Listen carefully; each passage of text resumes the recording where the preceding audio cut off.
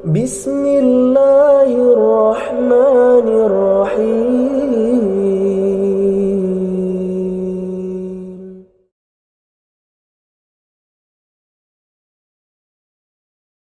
Assalamualaikum warahmatullahi wabarakatuh.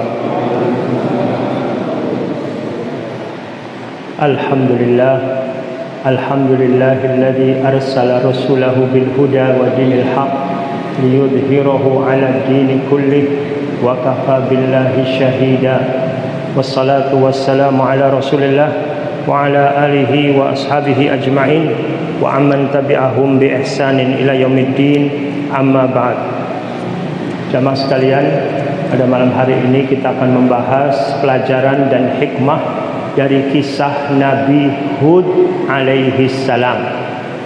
Kisah Nabi Hud alaihi salam ini disebutkan dalam ayat-ayat Al-Quran di berbagai surat berserak gitu ya. Tetapi ketika kita kumpulkan, maka kita akan dapatkan banyak sekali faedah-faedah untuk meningkatkan kualitas iman kita, syukur kita kepada Allah Subhanahu wa taala, dan agar kita juga berhati-hati waspada dari murka dan azab Allah Subhanahu wa taala. Nabi Hud ini salah satu nabi dari orang Arab. Ada 4 nabi dan rasul yang disebutkan dalam Al-Quran, itu dari orang Arab ada 4. Nabi Hud, Nabi Saleh, Nabi Syuaib, dan Nabi Muhammad sallallahu alaihi wasallam. Nabi Hud ini merupakan keturunan dari kaum Ad, dan kaum Ad ini keturunan dari Nabi Nuh alaihi salam. Adapun secara nasab ya, para ahli sejarah menyebutkan nasab Nabi Hud adalah Hud ibnu Abdullah ibnu Rabah ibnu Jarud ibnu Ad ibnu Us ibnu Iram ibnu Sam ibnu Nuh. Jadi dari kaum Ad, dan juga Nabi Nuh juga dari Iram. Alam taro kaifa fa'ala rabbuka bi'ad irama dzatil imad. Kaum Ad ini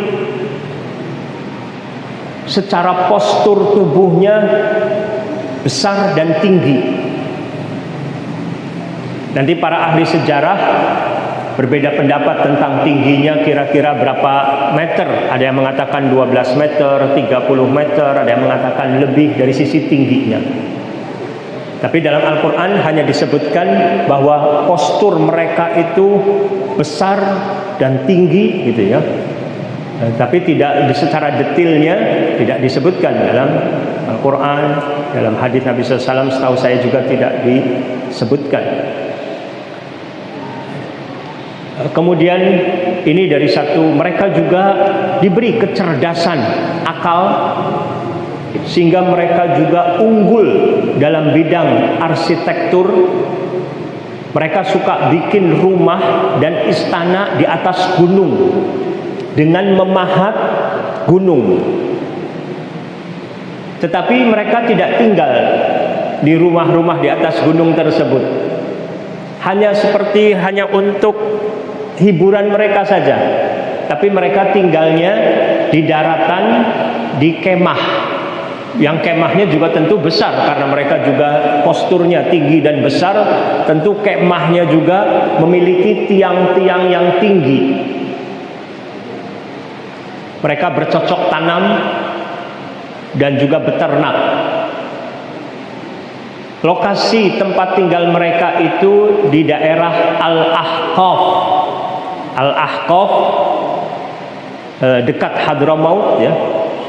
Juga dekat juga dengan perbatasan Oman, dan ada di sana juga padang pasir yang disebut juga Ar-Rub'ul Khali. Nabi Hud alaihi salam diutus oleh Allah Subhanahu wa taala untuk mendakwahi kaum Ad ini yang ingkar kepada Allah Subhanahu wa taala, kufur, syirik, mereka menyembah berhala-berhala, menyimpang dari fitrahnya, ya, menyimpang dari fitrahnya. Dan mereka juga unggul dalam militer, sehingga dengan kekuatan militernya juga menguasai serta menindas manusia yang lain. Jadi mereka dikenal juga sangat bengis, kejam, zalim. Gitu ya, naudzubillah min dzalik ya. Ini tidak lepas juga disebabkan sebagian dari mereka, tokoh-tokohnya, pimpinan-pimpinannya ini oleh Allah Subhanahu wa taala diberi nikmat berupa rizki yang banyak, tapi mereka akhirnya bermewah-mewahan dan lupa diri, sombong, sampai-sampai mengatakan siapa yang lebih kuat dari kami. Menganggap diri mereka itu orang yang paling kuat, padahal tentu mereka itu sangat lemah sekali. Allah lah yang maha kuat, Allah maha perkasa, tapi mereka suka lupa, lalai, seolah-olah mereka akan hidup selamanya, seolah-olah tidak ada, mereka juga tidak mengimani hari kebangkitan, hari akhirat, bahkan mendustakan Rasul yang diutus oleh Allah dari kaum mereka sendiri. Pada kesempatan ini saya ingin membacakan beberapa ayat Al-Quran yang berkenaan dengan kisah Nabi Hud alaihi salam ya. Ada seorang ulama mengatakan kata Nabi Hud ini, Hud alaihi salam dalam Al-Quran disebutkan di 7 tempat. Adapun pengucapan atau penyebutan kaum Ad, ada yang mengatakan 24 kali disebutkan dalam Al-Quran, ada yang mengatakan 27 kali. Artinya lebih banyak nama Nabi Hud alaihi salam ya.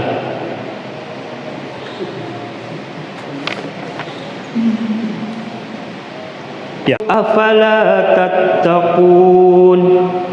Artinya, dan kepada kaum Ad kami utus Hud, saudara mereka. Saudara mereka. Karena tadi satu suku dengan kaum Ad tadi kan, dari suku Ad tadi ya. Satu keturunan, berarti masih saudara. Satu. Terkadang orang kafir ini menolak, diantara mengingkari dakwah Nabi Hud alaihissalam, jadi dari manusia biasa seperti kami. Dia makan seperti kami makan, dia minum seperti kami minum. Seolah-olah kalau diutus Rasul ya dari selain manusia misalnya. Tapi itu hanya pengingkaran saja. Justru seorang Rasul dari manusia justru bisa untuk kita teladani. Ya kan, sebagai teladan, sama manusia untuk kita teladani. Bahkan tadi Allah juga utus kepada kaum Ad dari suku mereka juga. Ini tentu kalau seseorang itu berinteraksi dengan kaumnya, satu suku misalnya ya, untuk menolak dakwah. Ya. Kemudian Nabi Hud juga mengatakan, ya qaumi, wahai kaumku. Ini juga bentuk penyebutan panggilan yang lembut. Tidak dikatakan wahai para pendosa, wahai kufar gitu, tapi disebutnya ya qaumi. Para nabi umumnya memanggil manusia yang didakwahinya dengan disebut ya qaumi. Kecuali Nabi Isa alaihi salam. Dengan sebutan apa? Nabi Isa alaihi salam ketika memanggil orang-orang yang untuk didakwahinya. Ya Bani Israel, wahai Bani Israel, tidak disebut ya qaumi. Ini menunjukkan bahwa Nabi Isa alaihissalam dilahirkan dari seorang ibu, bukan dari kaumnya. Beda, kalau ya qaumi berarti ayahnya itu satu suku dengan orang-orang yang didakwahi. Tapi Nabi Isa dilahirkan dari seorang ibu dari sisi keturunan, sehingga memanggilnya ya Bani Israel. Ya. Kemudian setelah itu Nabi Hud alaihissalam menyeru, ya qaumi ibudullaha ma lakum min ilahin ghairuh. Wahai kaumku, beribadahlah kalian kepada Allah, tidak ada ilah sesembahan yang berhak diibadahi bagi kalian selain Dia. Ini semua misi dakwah para rasul adalah tauhid, mentauhidkan Allah Subhanahu wa taala agar manusia beribadah kepada Allah semata dan tidak menyekutukan Allah dengan sesuatu apapun. Dan para rasul sekarang sudah meninggal dunia. Nabi Muhammad SAW, rasul kita, telah meninggal dunia. Para sahabat radhiyallahu anhum telah meninggal dunia. Para tabi'in, diteruskan terus sampai generasi sekarang. Harus ada tampil orang-orang yang meneruskan risalah Islam ini, memegang tongkat estafet perjuangan untuk mendakwahkan Islam kepada umat manusia. Masih banyak miliaran manusia yang kufur kepada Allah, yang menjadikan tugas kaum muslimin semuanya bersama untuk menjadi teladan bagi umat-umat lain, berilmu dan juga berdakwah dengan kemampuannya masing-masing, menjadi penyebab orang lain mendapatkan hidayah Islam. Nabi Muhammad SAW dalam hidupnya selalu memikirkan umatnya agar mereka selamat dari azab Allah. Hidupnya sampai meninggalnya perjuangan untuk menegakkan kalimat Allah Subhanahu wa taala. Kita sebagai umat Nabi Muhammad SAW yang cinta kepada beliau harus punya semangat perjuangan bahwa hidup ini untuk meneruskan perjuangan Rasulullah SAW sesuai dengan kemampuan kita masing-masing, sesuai dengan kelebihan yang Allah berikan kepada kita masing-masing. Yang kita harus saling bersinergi, saling tolong menolong dalam kebaikan dan takwa. Kemudian afala tattaqun, mengapa kalian tidak bertakwa? Ayat ke-66-nya, qalal mala'ul ladzina kafaru min qaumihi inna lanaraka fi safahatin wa inna lanadhunnuka minal kadzibin. Pemuka-pemuka orang-orang yang kafir dari kaumnya, pemimpin-pemimpin, tokoh-tokoh masyarakat dari kaumnya tadi yang menentang dakwah Nabi Hud. Nabi Hud alaihissalam ada yang beriman kepadanya hanya sedikit, dan umumnya yang beriman kepada beliau ini adalah dari orang-orang yang lemah, dari orang-orang yang miskin. Tetapi orang-orang yang kuat, orang-orang yang kaya raya, yang diberi kemewahan, banyak yang menentang, kecuali orang yang mendapatkan rahmat dari Allah Subhanahu wa taala. Mereka lupa dengan kenikmatan dunia tadi. Akhirnya mereka mengikuti hawa nafsu dan menganggap dakwah kebenaran ini akan menghalangi mereka untuk bisa bersenang-senang memuaskan hawa nafsunya, sehingga mereka menentang dan memusuhi. Pemuka orang kafir dari kaumnya berkata, sesungguhnya kami memandang kamu benar-benar kurang waras, idiot, tolol gitu kan. Ini mereka menuduh Nabi Hud ini kurang waras. Aneh ya, orang yang menyampaikan kebenaran tapi justru dituduh dengan tuduhan orang gila, kurang waras. Kemudian bahkan kami ini mengira kamu termasuk orang yang berdusta, bohong, mengatakan sebagai utusan Allah, berbohong atas nama Allah gitu dianggapnya. Na'udzubillah min dzalik. Jadi mereka ini benar-benar mengingkari kebenaran yang sudah nyata di depan mereka sebenarnya. Tapi tetap saja mereka keras kepala. Apa jawaban Nabi Hud alaihi salam? Dikatakan kurang waras di depan orang banyak. Sampaikannya ya. Nabi Hud mengatakan, qala ya qaumi laisa bi safahatun walakinni rasulun min rabbil alamin. Hud menjawab, wahai kaumku, aku bukan orang yang kurang waras, tapi aku ini adalah Rasul dari Rabbul Alamin. Hanya dijawab begitu saja, enteng. Saya bukan orang yang kurang waras. Pernah suatu ketika Khalifah Umar bin Abdul Aziz rahimahullah sebagai khalifah ya, selagi berada di masjid, ada orang yang sedang berbaring di masjid, tertidur. Karena suasana gelap, beliau berjalan, kakinya mengenai badan orang tersebut, sehingga orang itu terusik, merasa terganggu, terbangun dan mengatakan kepada khalifah, Anda ini orang gila, Anda ini gila. Dia tidak tahu yang disampaikannya ini khalifah. Khalifah mengatakan, saya bukan orang gila. Cuman gitu saja. Pengawal-pengawalnya sudah hampir marah sekali, ini kurang ajar ini orang, mengatakan khalifah orang gila kan? Tapi khalifah tenang saja.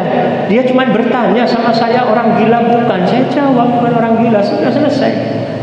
Ini pelajaran bagi kita semua untuk bisa menjadi orang yang halim, yang bisa menahan emosi, sabar, tidak mudah terpancing emosinya.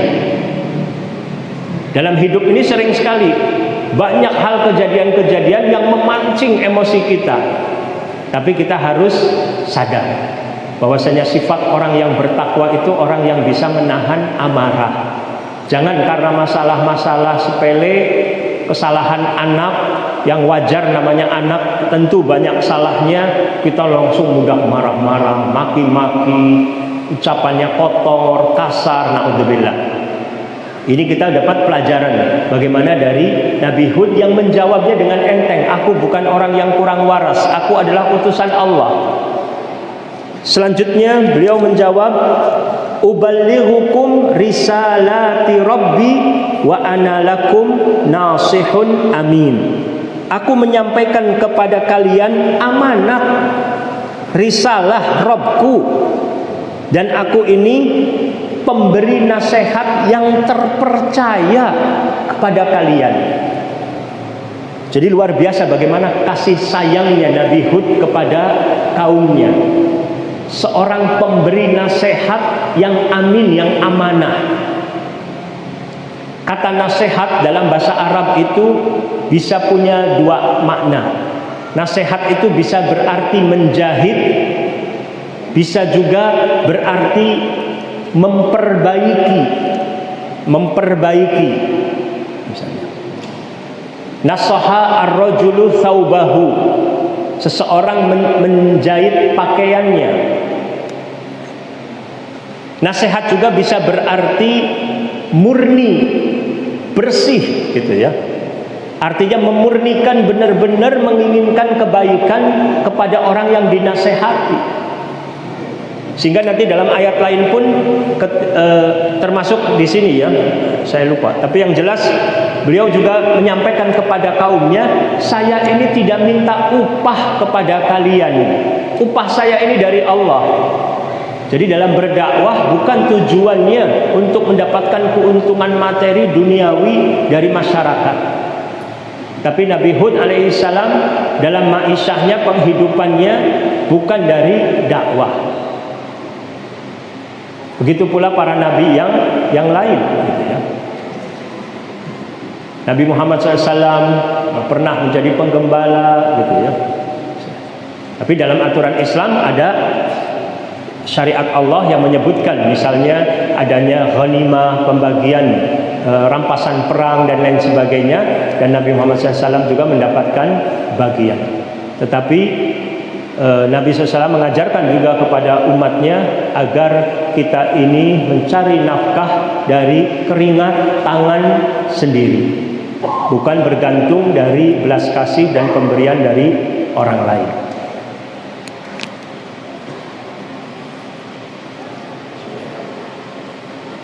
Kemudian di ayat berikutnya Allah berfirman, masih menyebutkan ucapannya Nabi Hud ya. Awa ajibtum an ja'akum dzikrum min rabbikum ala rajulin minkum liyundzirakum wadhkuru idz ja'alakum khulafa'a min ba'di qaumi nuhin wa zadakum fil khalqi bastah fadhkuru ala Allahi la'allakum tuflihun. Ini di ayat 69-nya. Dan hendaklah kalian dan herankah kalian bahwa ada peringatan yang datang dari Rabb kalian melalui seorang laki-laki dari kalangan kalian sendiri untuk memberi peringatan kepada kalian. Mengapa kalian merasa heran? Ingatlah ketika Allah menjadikan kalian sebagai khalifah-khalifah setelah kaum Nuh. Nabi Hud mengingatkan, setelah kaum Nuh dibinasakan, kemudian terjadi lagi turun-temurun manusia, maka merekalah yang memakmurkan bumi ini. Maka setelah itu wazadakum fil khalqi bastah, dan Allah melebihkan kalian dalam kekuatan tubuh dan perawakan. Di sini Nabi Hud mengingatkan akan nikmat yang Allah berikan. Kita juga harus selalu ingat-ingat akan nikmat yang Allah berikan agar kita menjadi orang yang syukur, bukan yang kufur nikmat. Fadhkuru ala Allahi la'allakum tuflihun. Hendaklah kalian mengingat-ingat nikmat-nikmat Allah agar kalian menjadi orang yang beruntung. Tapi mereka marah. Qalu ajitana lina'budallaha wahdahu wa nadhara ma kana ya'budu abauna. Mereka berkata, apakah kedatanganmu kepada kami agar kami hanya menyembah Allah saja dan meninggalkan apa yang biasa disembah oleh nenek moyang kami? Mereka tetap bersikeras fanatik, cinta buta kepada nenek moyang mereka. Dianggap selama yang dari tradisi nenek moyang itu pasti benar sebagai penghormatan mereka kepada nenek moyang. Meskipun Allah murka, lebih mengutamakan adat istiadat daripada syariat Allah. Ini bahaya di antara alasan mereka untuk menolak kebenaran. Lebih mengutamakan cinta kepada nenek moyang daripada cinta kepada Allah. Kemudian apa ucapannya? Fa'tina bima ta'iduna in kunta minas sadiqin. Datangkan azab kepada kami jika Anda termasuk orang-orang yang benar. Ini sudah menentang, sudah puncak dari penolakan dakwah sampai menentang, mengatakan datangkan azab dari Allah sekarang juga.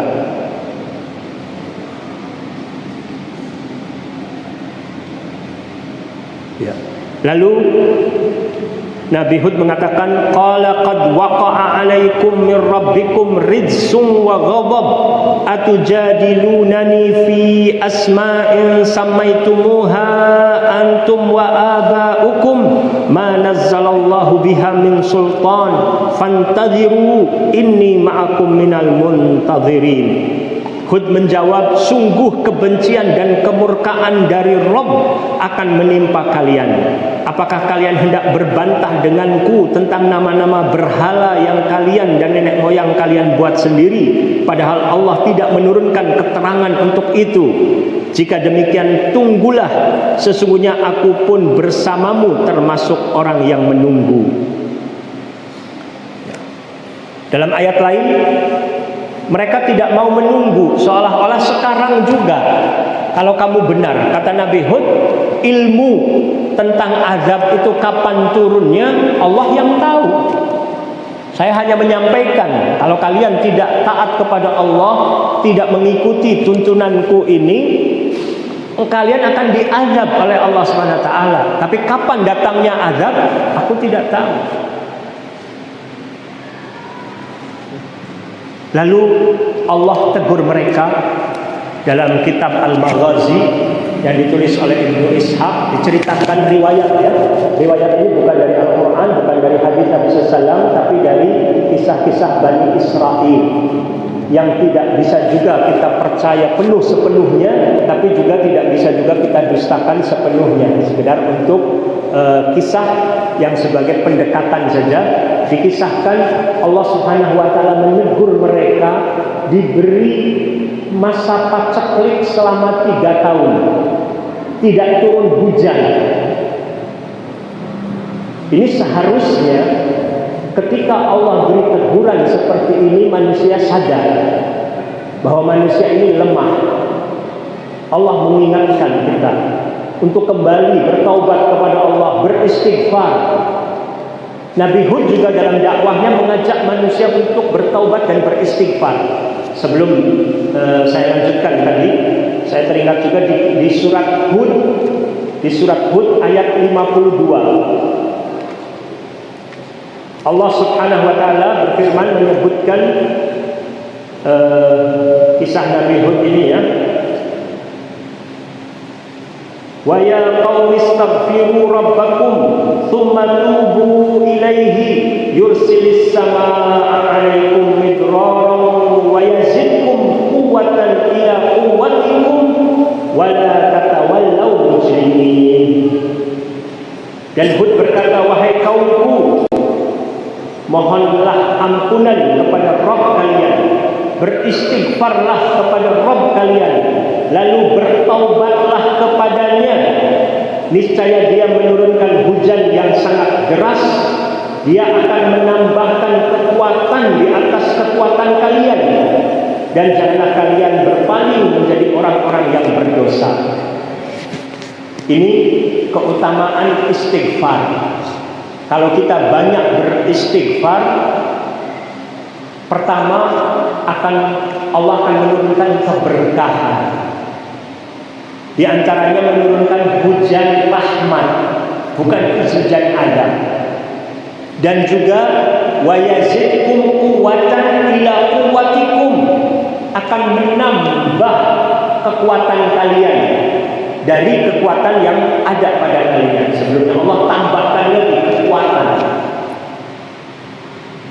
Jadi kalau kita beristighfar, bertaubat kepada Allah, bukan saja manfaatnya nanti di akhirat kelak, tapi di dunia saja akan kita merasakan kenikmatan yang Allah berikan disebabkan kita menjadi banyak orang yang beristighfar. Bukan hanya istighfar dari sekedar lisan saja, bukan, tapi tidak diresapi di hati dan tidak dibuktikan dengan perbuatan. Makanya di awal surat Hud juga di ayat ketiga, wa anistaghfiru rabbakum tsumma tubu ilaihi yumatti'kum mata'an hasanan ila ajalin musamma wa yu'ti kulla dhi fadlin fadlah. Dan hendaklah kalian beristighfar kepada Rabb kalian dan bertaubat kepadanya, niscaya Dia akan memberikan kenikmatan yang baik kepada kalian sampai waktu yang telah ditentukan, dan Dia akan memberikan karunia-Nya kepada setiap orang yang berbuat baik. Nanti di surat Nuh juga disebutkan, faqul tastaghfiru rabbakum innahu kana ghaffara yursilis samaa'a 'alaikum midrara wa yumdidkum bi amwalin wa banin wa yaj'al lakum jannatin wa yaj'al lakum anhara. Dengan istighfar Allah menurunkan hujan, Allah akan menambahkan harta, anak-anak keturunan, dan juga kebun-kebun, dan juga sungai-sungai. Sehingga ada di masa Imam Hasan Al-Basri rahimahullah, seorang ulama tabi'in, ada orang yang datang mengeluh, ini sudah lama tidak datang musim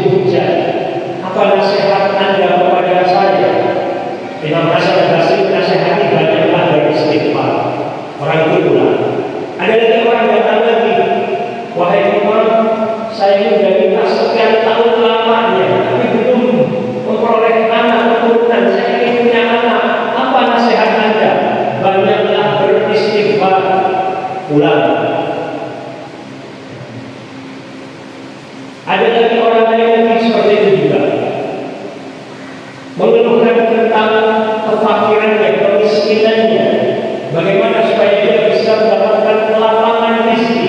Imam Hasan Basri mengatakan banyaklah beristighfar.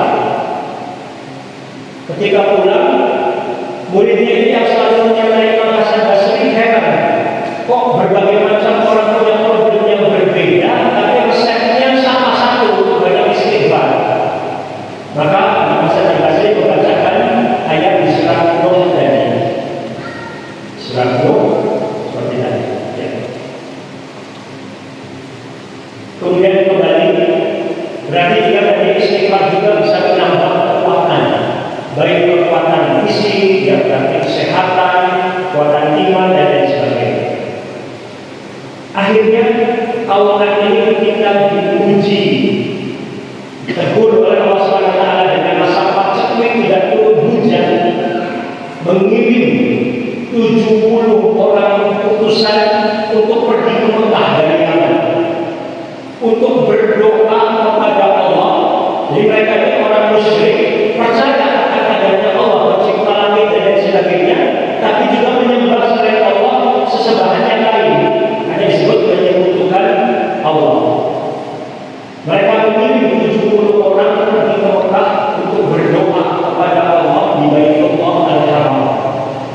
Berangkatlah utusan ini 70 orang menuju Mekah dari Yaman. Sampai di sudah dekat ke Mekah, mereka singgah bertamu di rumah atau di tempat seorang yang bernama Muawiyah bin Bakar. Muawiyah bin Bakar ini masih kerabat dari kaum Ad.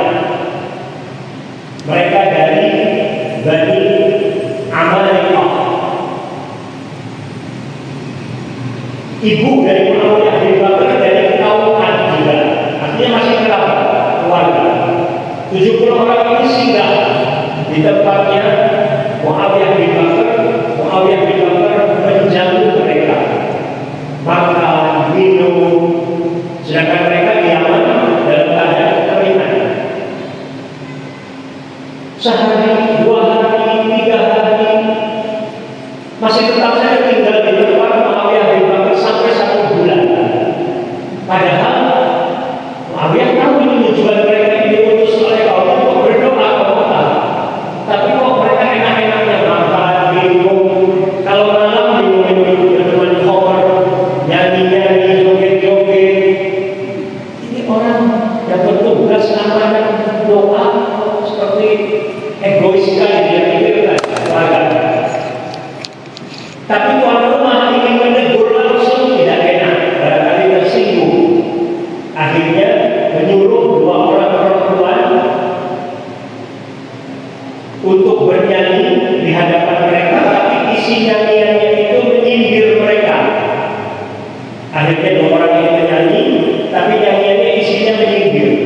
Bahwasanya orang-orang di Yaman sedang kehausan, kelaparan, anak-anak kalian, ibu-ibu kalian, kerabat kalian, kok kalian di sini bersenang-senang, lupa dengan tujuan awal kalian datang ke sini.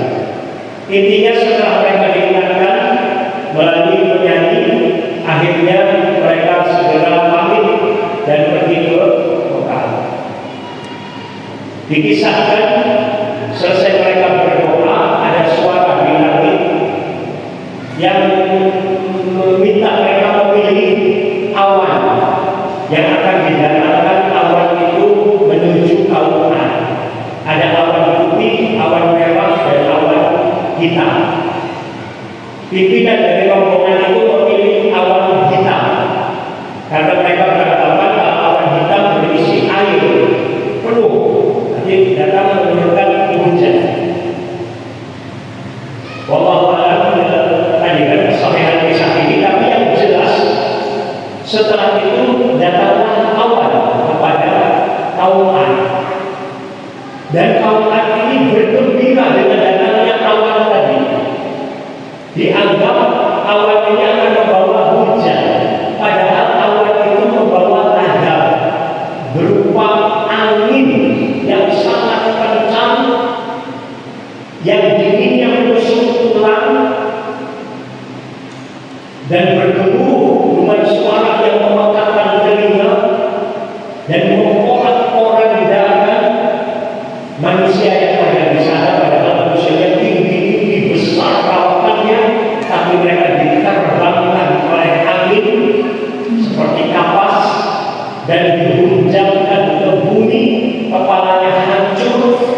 sehingga bagaikan batang-batang pohon kurma tanpa pelepah-pelepahnya, hanya batang saja. Dan ini harusnya jadi peringatan waktu itu bagi kaum Quraisy musyrikin Mekah yang selalu pergi ke Yaman untuk berdagang, yang mereka pun melewati perkampungan kaum Ad tersebut yang sudah dibinasakan tersebut. Mereka tahu harusnya jadi peringatan agar mereka jangan berbuat kufur syirik kepada Allah, yang Allah ini nanti akan bisa menimpakan azab kepada mereka. Harusnya jadi pelajaran. Saya bacakan saja di sini beberapa ayat ya. Tadi surat Al-A'raf 65 sampai 72, ada lagi surat Hud dari ayat 50 sampai 60. Lalu kisah Nabi Hud dan kaum Ad juga diceritakan di surat Al-Mu'minun ayat 31 sampai 41. Dan dapat juga di surat Asy-Syu'ara ayat 123 sampai 139. Di surat Al-Ahqaf ayat 21 sampai 26. Ada di surat Fussilat ayat 15 dan 16. Surat Al-Haqqah ayat 4 sampai 8. Surat Al-Fajr ayat 6 sampai 8. Surat Al-Dzariyat ayat 41 sampai 42. Kemudian ada juga di surat An-Najm ayat 50. Itulah kisahnya yang bisa saya sampaikan, semoga bermanfaat untuk kita, jadikan pelajaran bagi kita untuk selalu bersyukur kepada Allah atas segala nikmat-nikmat yang Allah berikan, agar kita juga menjadi orang yang halim, yang sabar, yang sabar